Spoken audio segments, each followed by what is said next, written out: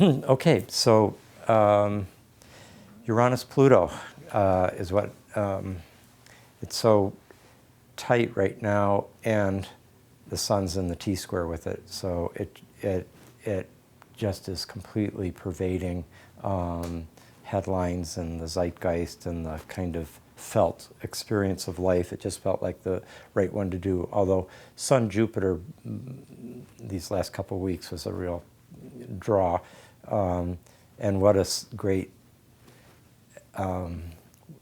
past weekend of a solar Jupiterian energy. Gay pride. Pride is a Jupiterian phenomenon. Sun's completely shining on it for this celebratory,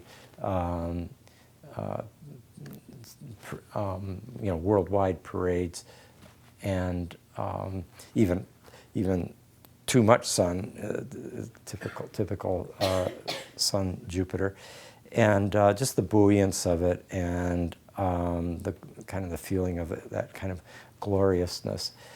But it was fundamentally a Uranus-Pluto phenomenon. The fact that it was this breakthrough of gay liberation. Again, there's the diachronic sequence going back to the 1960s. Stonewall was 1969 under the triple conjunction with Jupiter, and now everybody has commented using, in a sense, kind of a feeling. Commentators in many media have described a sense of wonderment that about the rapidity of social attitude change about this particular issue, about gay rights generally and about gay marriage in particular, completely within the last 4 years. So that all the nervousness around the possibility of making it of bringing it to the Supreme Court, which many gay rights attorneys felt when this particular case got about Prop 8 started being planned right after the Prop 8 passed in 2008. And so just between the end of 2008 and now, that 4.5 years, that's completely the Uranus-Pluto square period, and it's that classic quality of what happened in the 60s with women's rights, and feminism, with youth, with civil rights, and just beginning with gay rights, then now coming to a kind of diachronic breakthrough. So just and I think we talked about how just like a couple weeks ago, when we were talking about something as an archetypal combination as that's all about gracious communication, like the Mercury-Venus aspect. The Uranus-Pluto energy was still so in the air that it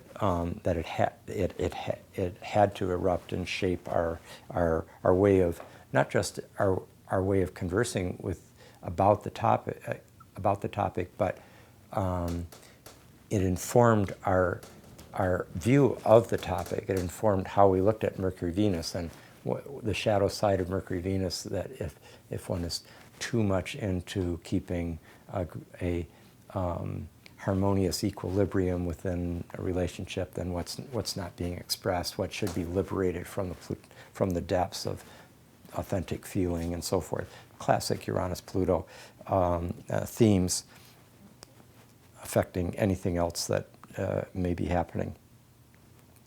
So just in the most general terms, Uranus-Pluto would be that felt sense of a tremendous intensification and acceleration of human experience. Intensification is, of course, the Plutonic. The acceleration is the Uranian, and the two come together. The sense of the pace of history and of daily experience being radically accelerated is entirely characteristic of periods that have this alignment. And Yvonne and I were talking the other day about how there's even a feeling like how relentless it is, that there's no rest for the weary, kind of. It's just, you're on for the roller coaster ride as long as it's happening. And you recall that the day it was exact last month, there was that immensely powerful and destructive convergence of tornadoes in Oklahoma. And now, with the sun moving into the T-square, these huge fires in Colorado, and the tragic, like 19 of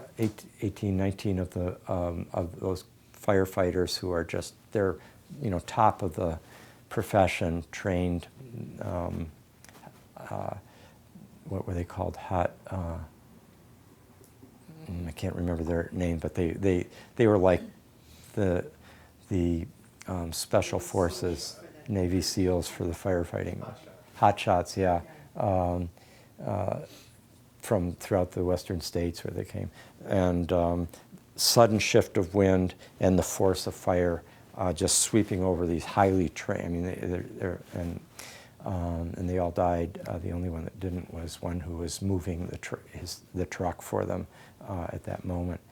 And that's classic Uranus-Pluto, the sudden shift of direction, the unexpected sudden shift of direction, bringing tremendous force of the heat of the fire, which is the plutonic. And right at the same time this is happening, Egypt, the largest mass demonstrations ever in Egypt, even more than the Tahrir Square ones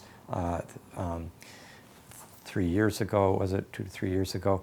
And what's interesting is Jupiter's right now coming into the T-square with Uranus and Pluto, just as it was in the conjunction with Uranus square Pluto when Tahrir Square happened, and at the height of the Egyptian or the Arab Spring.